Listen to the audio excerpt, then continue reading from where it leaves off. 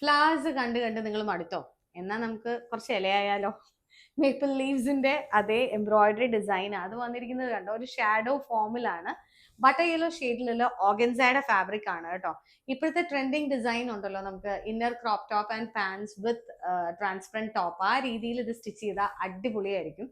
എപ്പോഴും ഞാൻ പറയുന്നതാണ്, ഓർഗൻസയുടെ ഫാബ്രിക് കുറച്ച് ഈസ് ഇട്ടിട്ട് വേണം നിങ്ങൾ തയ്ക്കാനായിട്ട്. കാരണം എപ്പോഴും ഒരു ബേബീസിനെ കെയർ ചെയ്യുന്നത് പോലെ വേണം ഈ ഓർഗൻസ യൂസ് ചെയ്യാനായിട്ട്. പക്ഷേ ഇതിന്റെ ഭംഗി എന്ന് പറയുന്നത് വേറെ ഏത് മെറ്റീരിയലിലാണെങ്കിലും നമുക്ക് ഇത്ര ഭംഗിയായിട്ട് ഇതിലുള്ള എംബ്രോയിഡറിയോ പ്രിന്റിങ്ങോ ഹൈലൈറ്റിങ്ങോ ഒന്നും വരില്ല എന്നുള്ളതാണ് ഒരു സത്യം. അതുകൊണ്ട് തന്നെയാണ് ഈ ഓർഗൻസ ഇപ്പോഴും ഈ പ്രശ്നങ്ങൾ ചെറുതായിട്ടൊക്കെ ഉണ്ട് എന്നുണ്ടെങ്കിലും എല്ലാവരുടെയും കൈ പോയി ഓർഗൻസയിൽ തന്നെ പിടിക്കുന്നത്. അപ്പൊ റേഞ്ച് വരുന്നത് 8355 ആണ്.